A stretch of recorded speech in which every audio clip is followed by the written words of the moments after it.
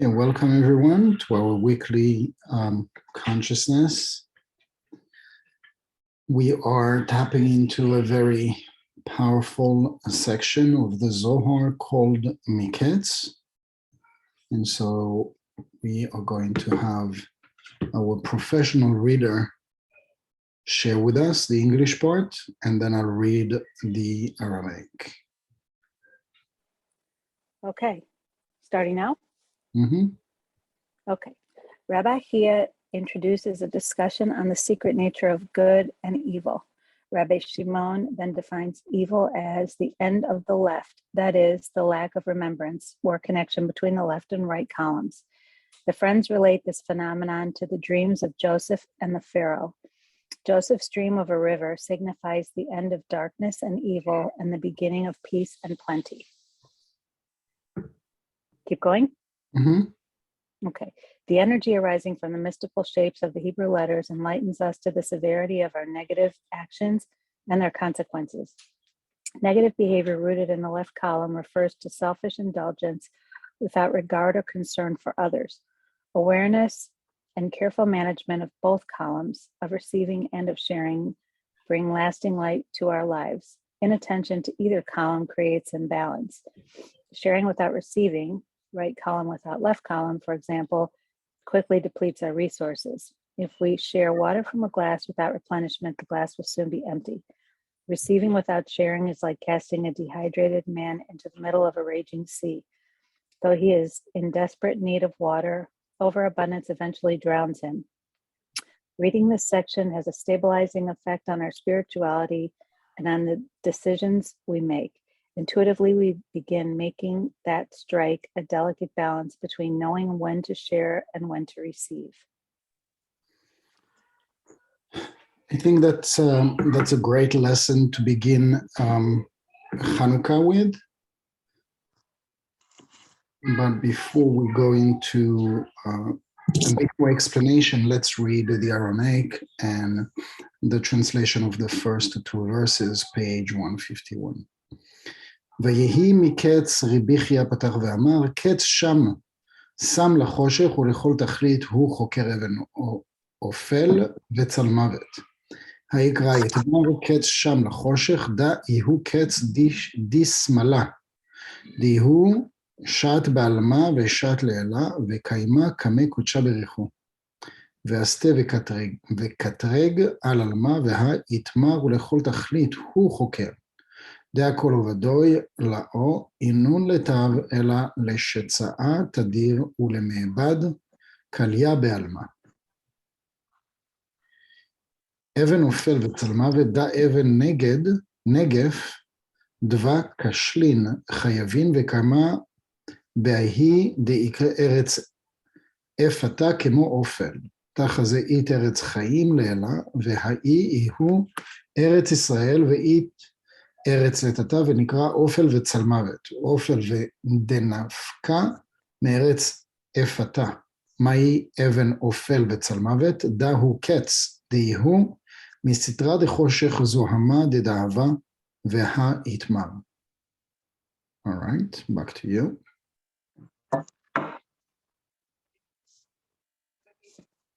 Can't hear you.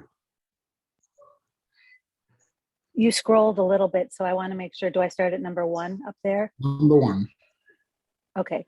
And it came to pass at the end of 2 years, Rabbi Hia opened the discussion with the verse. He puts an end to darkness and searches out all perfection. The stone of darkness and the shadow of death. He puts an end to darkness is the end of the left, which is not included within the right. It is the Satan, the angel of death. He hovers about the world and incites people to sin. He hovers above and stands before the Holy One, blessed be he, and blames and accuses the world. As it is written, he searches out all perfection, for his deeds are not intended to achieve good, but rather to exterminate and bring extinction to the world, as he takes the souls of men and kills them.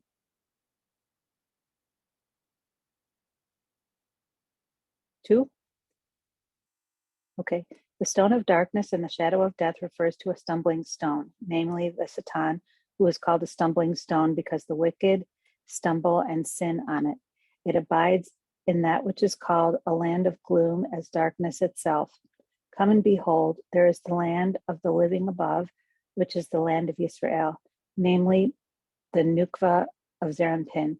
And there is a land below called darkness and the shadow of death, namely the darkness that is issued from the land of gloom, which is the Nukva and the Klipah, which are the stone of darkness and the shadow of death.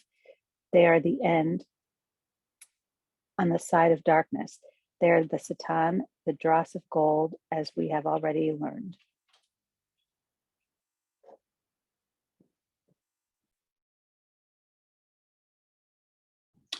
Okay, so we know that we're coming not only to the week of Miketz, and Miketz is all about there are many lessons, but the main idea is the energy of prosperity. And prosperity and abundance, sustenance, especially if you're a spiritual person, you know that we're not only limiting to the idea of any financial monetary aspect, but rather energy, health, feeling fulfilled and happy and so much to give, etc. So sustenance, when you feel sustained, that's when you're so full that you just want to share. And so that's the idea of Miketz, combined with the energy of Hanukkah that we are in. So tonight is already the second night. And the energy of Hanukkah is also abundance, endless abundance, because that's the miracle of Hanukkah. When you think that there is no more, suddenly there is a miracle, and it appears out of nowhere, unexpectedly, coming to surprise us and coming to relieve any need that we may ever have. And additionally, this weekend we have Rosh Chodesh, it's the new moon. It is the bridge between Sagittarius and Capricorn, and we know that Capricorn is one of the heaviest month. It is one of the what's so-called negative month, together with the month of Leo, the month of Cancer, and the month of Capricorn. And so heavy, so much that that we needed an energy of miracles to lighten up the energy, to lighten up the atmosphere. And that is why we sort of get like the tail of Hanukkah at the very end, starting in Rosh Chodesh. So Rosh Chodesh, and then we have like an additional 2 days. And so the first month where we have like the first taste of miracles is Sagittarius, is very extravagant and outgoing and sees things in big, and he is a miracle maker. It is really like a miracle worker. And the Capricorn, they're known to be a little bit heavier and square and whatnot, like without going into like negative aspects, because that's not the game. But really, they are probably the most deep and intuitive people, at least that I know. And that is one of the reasons that they have this gift, that they can go so deep, maybe deeper than anybody else. And you can see that from what they study, and when you have a philosophical conversation or a spiritual conversation with them, they're really incredible people. But remains the fact that it's a heavy month, and we needed that energy of miracles. We can't achieve an energy of miracles without an energy of sharing. But sharing is, like I want to say like just a word, but what the Zohar here says very clearly in the last sentence, reading this section has a stabilizing effect on our spirituality and on the decisions we make. Intuitively, we begin making that strike a delicate balance between knowing when to share and when to receive. Unfortunately, most of the time, we are focused on either one of them. It is in some let's call it like windows in time, not necessarily Kabbalistic. Like for instance, during Thanksgiving, that everybody gets into the mindset, or at least that's the purpose, to get into a mindset of being thankful and grateful for what we have. And there are a lot of exceptions to the story, but globally, this is the idea. And that's also a tradition of a lot of people that go and they share in a homeless shelter, and they give food away, and they do all sorts of charitable work that is meaningful to our community, that is meaningful to the world. Unfortunately, we're not in that mindset throughout the year, but the important part is that there is somewhat almost uncalculated aspect that, we know that on Thanksgiving we do sharing acts. And so, I've done this at the center also in Los Angeles in the past, where we go to a homeless shelter and we give out food. We arrange the food and we bring it in, and we set up and we clean up after, and we give away the food. And it's really like a special moment. And, at the end of that, even if it was like somewhat like exhausting physically, emotionally, and spiritually, you feel amazing. You feel amazing and you feel humbled, because, it brings you back to a reality where you see that, there are some people that are not as blessed and not as lucky, let's call it this way. So as privileged as we are to have a roof above our head and to have food on our table. And so it brings in a reminder, every single year of the importance of sharing. But again, we share, but then it makes us feel incredible. And that is a perfect example of striking a perfect balance between the sharing and the receiving. Because through the act of sharing, it makes you go through that process, emotional, energetical, and spiritual realization and process that you're the sharer, but you are the one that ends up being grateful and appreciative for what we have and for what we have done. And so this is kind of like the spirit or the takeaway. We could just end the lesson on saying that, and we're done with what the Zohar is really intending to tell us, because the contrary, the opposite of that, you saw how those two verses gone into, like talking to us about what happens, what is the opposite, and how Satan basically takes over our lives and controls us and controls our minds and our intentions. And by the way, he does not control us until we don't give away our power and don't give away our control. And how do we do that? We do that when we are striking a pose from making that perfect balance between sharing and receiving. A lot of people that are in the mindset that they are purely doing everything that they do for the sake of sharing, they end up being in a place that is unbalanced. Why? Because they're thinking about sharing, which is great, but they're missing a very important component for that balance, which is to receive. So at the end of the day, we cannot have, let me rephrase that. We have to have an agenda when we share. I know that it sounds very unkabbalistic, but that is true. What is unkabbalistic about that? What could be unkabbalistic about that is that we would do things with an agenda, and we would do things in a very selfish way. And that is when Satan comes in with those selfish thoughts and intentions and remorse and guilt and judgment, etc., where we compare what we have, what the other person has. It's a non-ending story. But when there is a perfect balance, when there is an agenda that is calculated, that is projected, that is planned, that I am sharing for the sake of receiving light, for the sake of growth, for the sake of connection, for the sake of me having to go through an experience that's gonna make me, but that is making me a better person.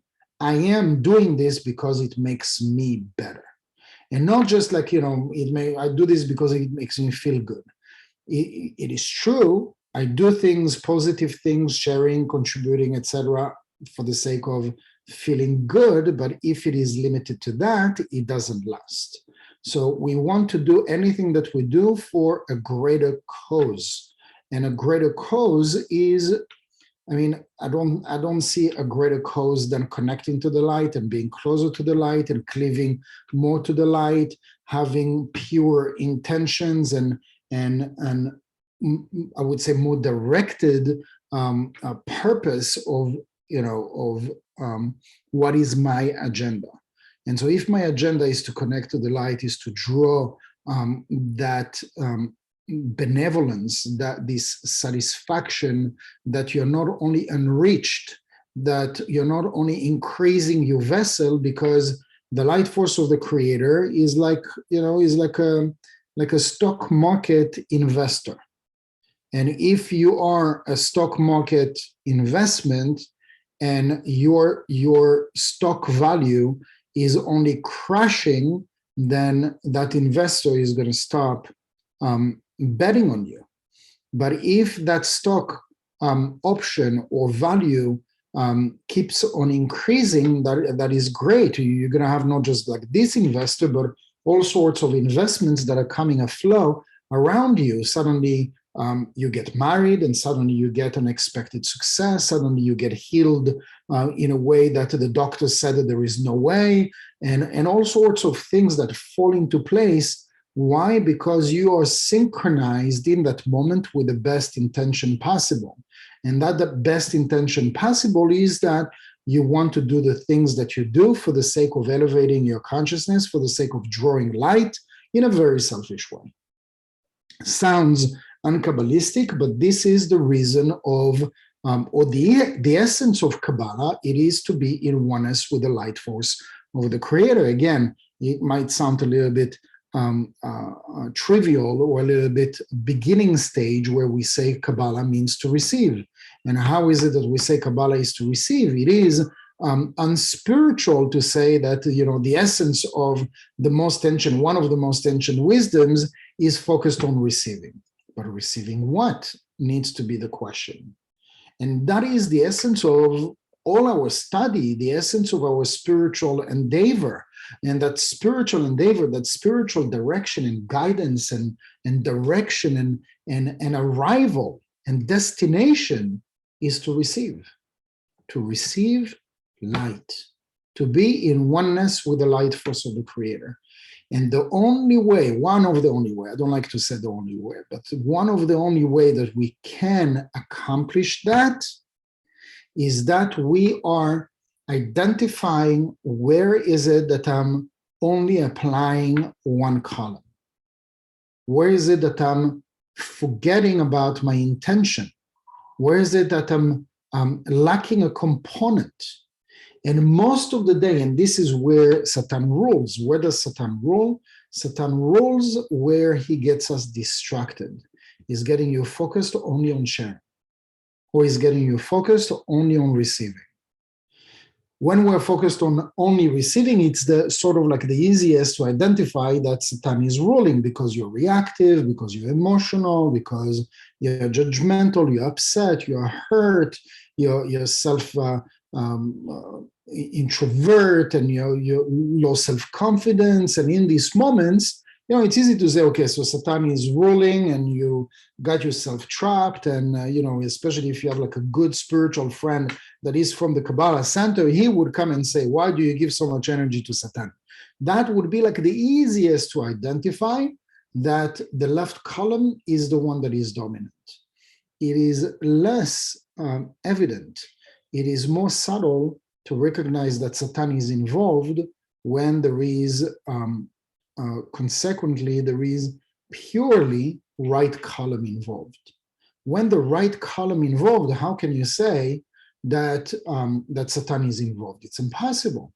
Your sharing isn't like the essence of everything that we study and that we teach all about sharing. Everything is about sharing. The light is sharing. And therefore, if the light is sharing and our essence is sharing, therefore, in order for us to receive, we need to share, right? And that is one of the biggest trap that Satan is playing on us. And he puts an end, or he puts like this entire scenario in front of us so that we can fall in that trap. What we want to do is that we want to put an end to darkness, and we want to search all the perfections. We want to search all the perfections of where Satan is guiding us. Satan is guiding us to tell us, look, the easy way is to see that you're focused on the left column and you're being selfish right now.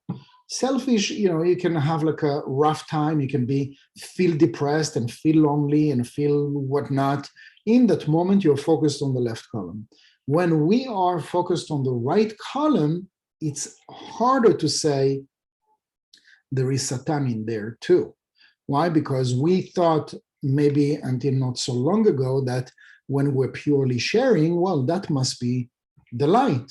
The light has to be involved. But like the Zohar here says very clearly, there has to be a delicate balance between the two, between the right column and the left column.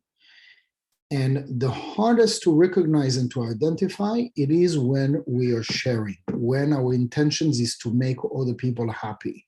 It is when we are going and we're contributing to a cause, or when we are giving food to a homeless shelter, or when we donate our money to a cancer research, or when we go and volunteer in a school for handicapped kids, or whatever it is that we do. Satan would make us feel you don't need to think about yourself right now. You're just purely like the light. I cannot remember how many times I've heard the students, people say, I don't understand. I went out, I did 6 hours, 8 hours of sharing. I went back home and I feel depleted. I feel empty. How can you explain that? What does it mean? Why, if sharing is all light and the essence of sharing is all beautiful and the benevolence of fulfillment is through the act of sharing, how can I feel in this way? It is in total contradiction of everything that, seemingly it seems to be like it's a total contradiction of what Kabbalah has been teaching us. And truth of the matter is that if we don't have that intricate or the delicate balance between the knowing when to share and when to receive, almost at the same time, then we're missing the purpose of what our spiritual work is. Because the spiritual work is the basis of a very delicate balance of the two of them. Imagine that you have a scale, that is like sensitive by the gram. And if you're putting 1 gram on top, like extra on the right, it tips the scale. We need to be in that place where we don't want to become over analytical, but at least to try to recognize where is my consciousness when I share, where is my consciousness when I receive. The ultimate of sharing is that you feel, even though you've done the act of sharing, you felt that you received. And the opposite works as well. You're the one that receives physically or sometimes emotionally, but the outcome is that the person who gave you leaves the room with the experience as if he received or she received. And how to achieve that depends on each and every single one of the situations, and there are countless of stories that the Rav and Karen used to tell us all the time about this intricate and that very thin line between sharing and receiving. And so every time that the Zohar goes on talking about Satan. I mean, in 2 verses, the word Satan was, mentioned a few times, and our job, to the best of our ability, is to search out all perfections for his deeds, and not intended to achieve good, but rather to exterminate and bring extension to the world, as he takes the souls of men and kills them. So it sounds a little bit overdramatic, but eventually this is what happens when you feel depressed, when you need some type of support or some type of outcome. You've worked so hard on a client for 1 time, 2 times, 3 meetings, 5 meetings, and then finally comes the decision making, and everything feels right, and then it goes in the water and it doesn't turn out to be what you expected. And so there are those moments where we feel, where has my luck gone? Why am I so unlucky? And there are days where you're not even trying, and then things come to you. And so subsequently, like the days that, those days that we do everything right, again, we don't want to also jump to the conclusion that things are so conclusive, so immediately one after the other. Meaning, if you're doing a positive action, it's not necessarily that the result is going to be right there. Unfortunately, that is when we eat dust, because we share and we scan Zohar, and then the things that we're expecting, they don't turn out the right way. But you need to know that in those lucky days, it's because you merited that energy. And you have found somehow at some point in your lifespan, in this lifetime or previous lifetimes, you have found that perfect balance between sharing and receiving. In those days when things are not going as well as you wish them to go, or that they don't turn out exactly as you expected them to, with your clients, with your health, with your relationship, with your hopes, with your dreams, with your trips. I mean, just last week I heard like a couple of situations where the wife prepared, for an entire 10 or 12 days for a trip, and it's time to go, to get everybody in the car, and the husband like throws a fit and everything is canceled. It's not always the fault of the husband, but the point being is that you're planning things to go a certain way, and somehow it doesn't go according to plan. And in that moment, we conclude that the light is absent. How do we conclude that? Even we go to the extent that Satan is more real than the light. Why am I saying that? Because in this moment, we decided to give in into Satan, and that it is his dominion, his realm, and this is why we give away our power and our life force. We get upset, we shut down, and we don't talk to each other for a week after all the efforts and whatnot. I'm seeing this all the time. Every time that we give in into being reactive is when, in that specific moment, we believe more in Satan than we believe in God, than we believe in a greater purpose. At the end of the day, everything, I mean, even again, it's going to sound, like very trivial, but it's all going back to the laws of cause and effect. And it's not about saying, oh, you're eating dust right now, it's because you deserve it. It's not about deserving. It is about taking control back of your life and seeing how you can create a better balance between your giving and your sharing, and watch out or make more informed decisions about what you feel and what you think, and the actions that you take. And the things that are going to influence your decisions, or that you're going to influence other people's decisions. In every given moment, it is given to us as an opportunity to ask that question.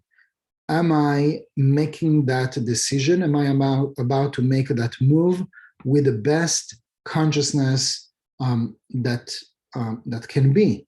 I think that it can have a tremendous impact, more than usual, especially during this week, because we have a lot of accumulated cosmic openings between Hanukkah, the week of Miketz, and Rosh Chodesh.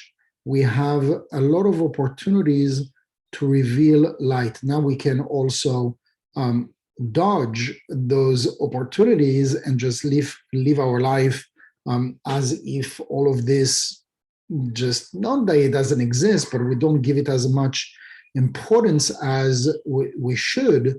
Why am I saying this? Is because in every given story in the Bible, in the Torah, in the Zohar, in Megillat Esther, in Megillat Echa, in Purim, we need to know that there were elevated spirits, elevated consciousness, spiritual people that were in touch with the cosmos. And they knew that if they needed to create a certain miracle, such as coming out of Egypt, there was no better day than the day of Pesach. That to defeat 10,000 soldiers with 300 religious people or spiritual people, there wouldn't be better day than Hanukkah. The same with Purim. There wouldn't be better day for to convince, to inspire Achashverosh than the day of Purim. And so we want to know that those events, those cosmic openings, that didn't become special because of the events. The events became possible because of the cosmic opening. And so they've acted according to the need of their situation, to the degree and to the level of consciousness that they rose themselves, to that extent that they experienced a miracle. And the miracle that was needed in that specific moment. In Purim, in Pesach, in Hanukkah, and all the rest of the holidays, those are not events that took place because of the story, because of the historical event. The historical event became possible because of the cosmic opening. This week, everything is open for us to plant seeds of miracles for the entire year. The Zohar opens this portion with those two verses, where it is all about bringing balance between the right column and the left column, sharing and receiving. Sharing is not necessarily being spiritual. Receiving is not necessarily being anti-spiritual. And so for us to search for that perfect synchronicity, for that perfect balance between the two, when you share, how can you receive in the most elevated consciousness? And when you receive, how can you transform that energetical direction where you are physically receiving, but you're going to make the other person feel not guilty, but you're going to give so much pleasure for the other person that the other person is going to feel, I'm receiving. Again, we're not going to go back into Kabbalah 1 lessons, but this is pretty much, even though it is Kabbalah 1, but this is what the Zohar of this week is talking about.